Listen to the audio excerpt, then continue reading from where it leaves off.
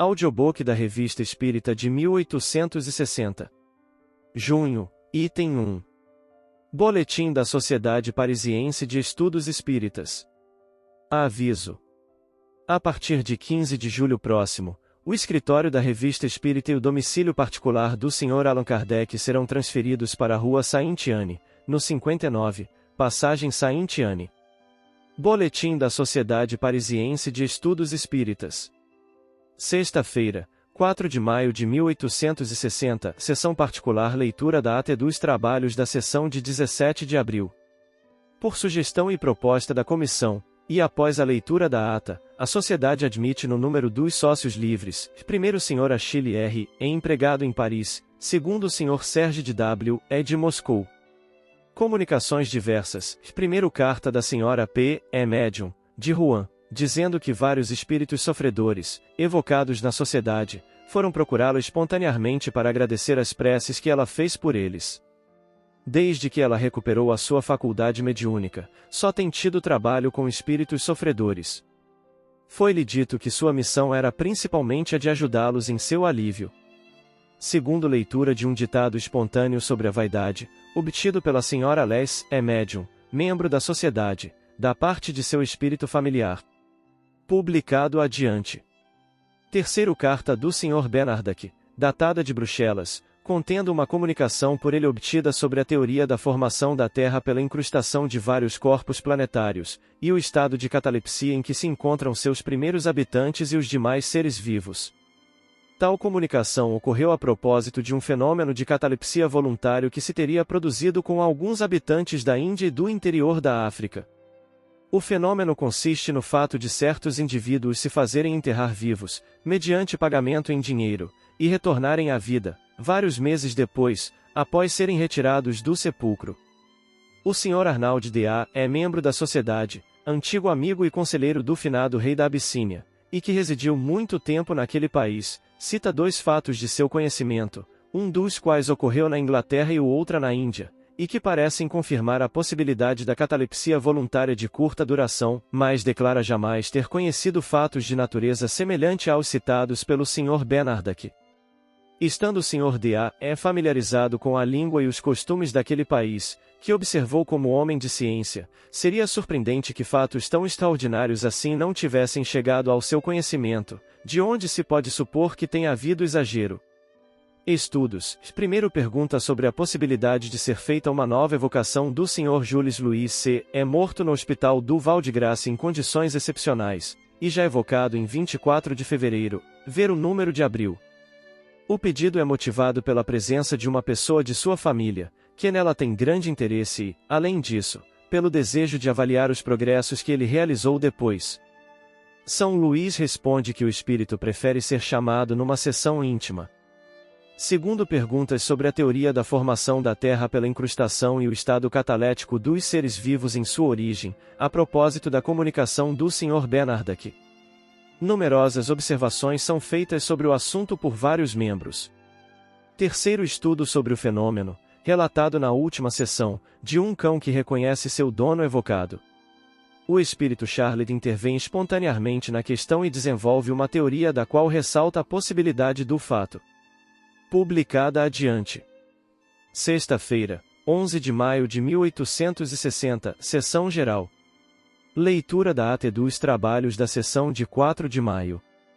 Comunicações diversas. Primeiro carta do Sr. Rabache, escrita de Liverpool, na qual relata uma comunicação espontânea que lhe foi dada por Adam Smith, sem que a tivesse provocado, depois a entrevista que se segue, na qual as respostas eram dadas em inglês, enquanto as perguntas eram feitas em francês.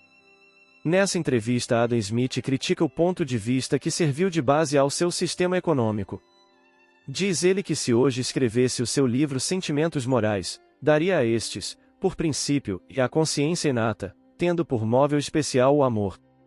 Segundo segunda carta do Sr. Bernardac, completando as comunicações obtidas sobre a catalepsia. Nota, numa sessão particular, interrogado quanto ao valor de tais comunicações, São Luís lhes confirma várias partes, mas acrescenta, por intermédio do Sr. T. médium, podeis estudar essas coisas, mas vos aconselho a não as publicar ainda. São necessários muitos outros documentos, que vos serão fornecidos mais tarde, e que as circunstâncias trarão. Publicando-as agora, correis o risco de cometer graves erros, que mais tarde sereis obrigados a reconsiderar, o que seria muito desagradável e prejudicaria o espiritismo. Sede, pois, muito prudentes no que diz respeito às teorias científicas, pois é principalmente aí que deveis temer os espíritos impostores e pseudo-sábios. Lembrai-vos do que vos tem sido dito muitas vezes: os espíritos não têm a missão de vos trazer a ciência acabada, que deve ser fruto do trabalho e do gênio humano, nem de levantar todos os véus antes que o tempo tenha chegado. Tratai, sobretudo, de melhorar-vos, e eis o essencial. Deus levará mais em conta o vosso bom coração e vossa humildade, do que um saber no qual a curiosidade, muitas vezes, detém a maior parte. É praticando as suas leis, praticando-as, entendei bem, que mereceis ser favorecidos pelas comunicações dos espíritos verdadeiramente superiores, que jamais enganam. Não se pode ignorar a profundeza e alta sabedoria desses conselhos. Essa linguagem, ao mesmo tempo simples e sublime, marcada por extrema benevolência, contrasta singularmente com o tom altivo e categórico ou a jactância dos espíritos que querem impor-se. Terceiro, leitura de uma notícia enviada pelo Sr. de T. contendo a descrição de um mundo muito superior, ao qual seu espírito foi transportado durante o sono. Parece que esse mundo tem muita analogia com o estado indicado para Júpiter, porém num grau ainda mais elevado. Estudos. Primeiro, 2 ditados espontâneos são obtidos, um pela Sra. Aparice, assinado Luiz, e outro pelo Sr. Didier Filho, assinado Gerard de Nerval. Segundo, perguntas relativas à visão do Sr. T. dirigidas a São Luís. Vagas e incoerentes, as respostas acusam a evidente interferência de um espírito enganador. Terceiro, evocação de Adam Smith, a propósito da carta do Sr. Rabache. Perguntas sobre suas opiniões atuais, comparadas às emitidas em suas obras. Ele confirma o que disse ao Sr. Rabache, quanto ao erro do princípio que lhe serviu de base nas suas apreciações morais. Sexta-feira, 18 de maio de 1860, sessão particular. Leitura da ata dos trabalhos da última sessão. A conselho e por proposta do comitê, e após relatório verbal, a sociedade recebeu, no número de seus associados livres, primeiro o Sr. B. negociante em Paris, segundo o Sr. C. negociante na mesma cidade. Comunicações diversas. Primeiro, leitura da comunicação seguinte, recebida em sessão particular, a propósito dos trabalhos da última sessão, pela Sra. S. médium. P. Por que São Luís não se comunicou sexta-feira passada pelo Sr. Didier, e deixou falar-se um espírito enganador? Reis. São Luís estava presente, mas não quis falar. Aliás, não reconhecestes que não era ele? É o essencial.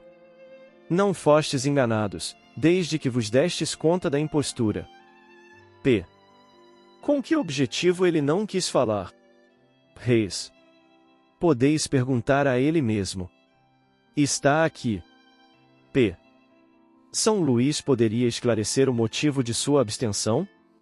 Reis. Ficastes contrariado com o que aconteceu, entretanto, deveis saber que nada acontece sem motivo. Muitas vezes há coisas, cujo objetivo não compreendeis, que a princípio parecem mais, porque sois muito impacientes, mas cuja sabedoria mais tarde reconheceis. Ficai, pois, tranquilos e não vos inquieteis por nada, sabemos distinguir os que são sinceros e velamos por eles. P. Se foi uma lição que quisestes nos dar, eu a compreenderia, quando estamos entre nós, mas em presença de estranhos, que poderiam ficar mal impressionados, parece que o mal sobrepuja o bem. Reis. Laborais em erro, vendo as coisas assim. O mal não consiste naquilo em que acreditais, e eu vos asseguro que houve pessoas aos olhos das quais essa espécie de revés foi uma prova da boa-fé de vossa parte. Aliás, do mal muitas vezes resulta o bem.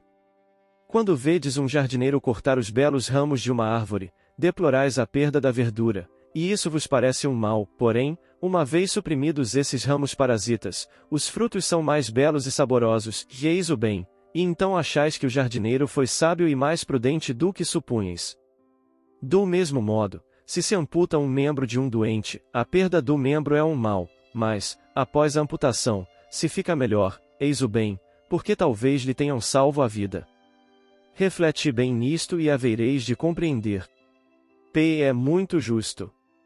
Mas como se explica que, apelando aos espíritos bons e lhes pedindo que afastem os impostores, o apelo não seja atendido?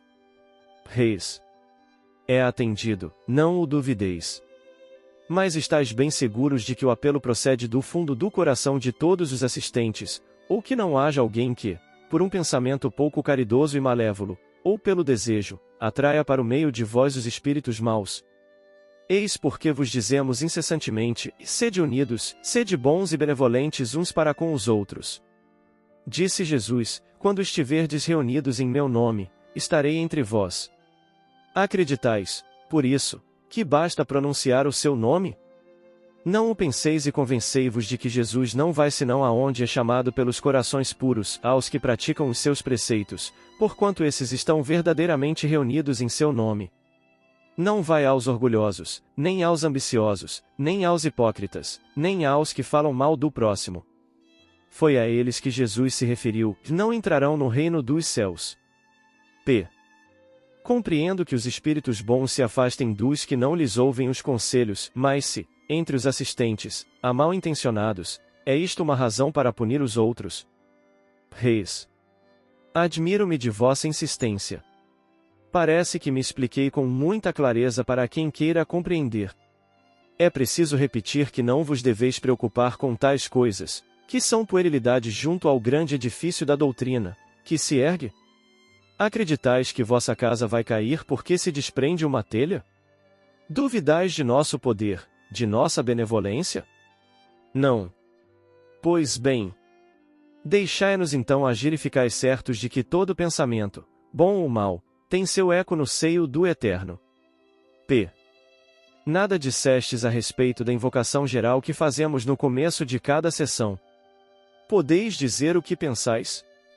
Reis.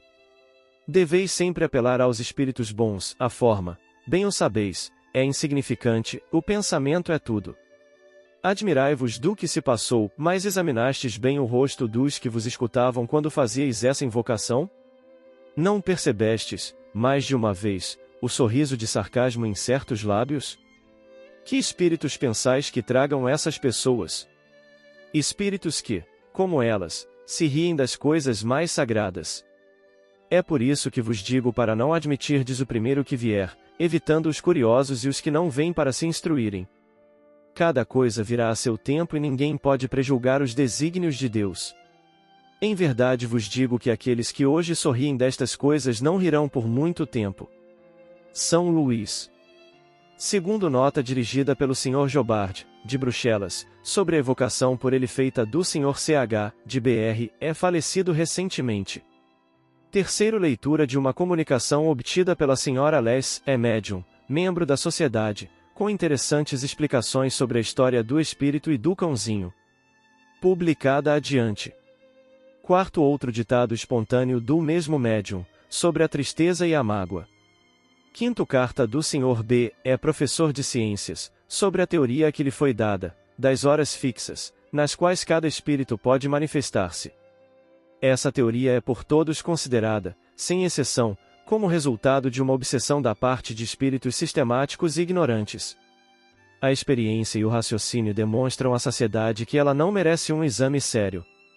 Sexto relato de um fato curioso, referente a um retrato pintado sob a influência de uma mediunidade natural e intuitiva. O Sr. T, pintor, tinha perdido o pai numa idade em que não podia conservar nenhuma lembrança de seus traços. Como os outros membros da família, lamentava vivamente não ter nenhum retrato dele. Certo dia, quando se achava em seu ateliê, teve uma espécie de visão, ou, antes, uma imagem se lhe desenhou no cérebro e ele se pôs a reproduzi-la na tela.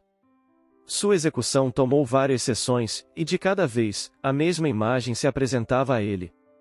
Veio-lhe a ideia de que pudesse ser seu pai, mas não falou a ninguém. Quando o retrato foi concluído, ele o mostrou aos parentes e todos o reconheceram sem hesitar. Estudos. Primeiro, 4 ditados espontâneos são obtidos simultaneamente. O primeiro, pela senhorita Wade, do espírito que começou a escrever suas memórias. O segundo, pela Sra. S. é sobre a fantasia, de Alfred de Musset, o terceiro, pela Srta. Stephanie S. é de um espírito familiar, falecido há alguns anos, e que em vida se chamava Gustave Lenormand. É um espírito ainda pouco adiantado, de um caráter alegre e espirituoso, mas muito bom, muito prestativo, e que é considerado, em várias famílias onde muito aparece, como amigo da casa. Um dia havia dito que viria expulsar os espíritos maus. O quarto, da Srta. Aparice, assinado Luiz. Segundo evocação do Sr. B, é professor de ciências, vivo, do qual se falou acima, e que tinha sido designado por outro espírito como podendo dar informações sobre François Bayle, médico do século XVII, cuja biografia querem fazer. O resultado dessa evocação tende a provar que Bayle, morto, e o Sr. B, vivo, são a mesma pessoa. Com efeito, este último forneceu as informações desejadas e deu várias explicações do mais alto interesse. Serão publicadas. Sexta-feira, 25 de maio de 1860, Sessão Geral. Leitura da ata dos trabalhos da última sessão. Comunicações diversas. Primeiro, carta do Dr. Molière, contendo uma apreciação, do ponto de vista científico, da medicação empregada, sob sua direção, pela Srta. Désirée Godou. Publicada adiante. Segundo, leitura de um ditado espontâneo obtido pela Sra. Les, médium, sobre a miséria humana. Terceiro, leitura de uma série de comunicações deveras notáveis, recebidas em sessões particulares por diversos membros da família russa W. Serão publicadas. Quarto, leitura da evocação feita em sessão particular da Sra. Duret, falecida em Sétif, Argélia, a 1º de maio. Encerra importantes apreciações sobre os médiuns. Estudos. Primeiro, evocação da Sra. Duret, série de suas comunicações. Segundo, evocação de Charles de Saint-G, débil mental de 13 anos. Faz curiosas revelações sobre o estado desse espírito, antes e durante a sua encarnação. Publicada adiante. Terceiro, estudo sobre o Sr. V, oficial da Marinha, vivo, que conservou a lembrança precisa de sua existência e morte na época de São Bartolomeu. Será publicada.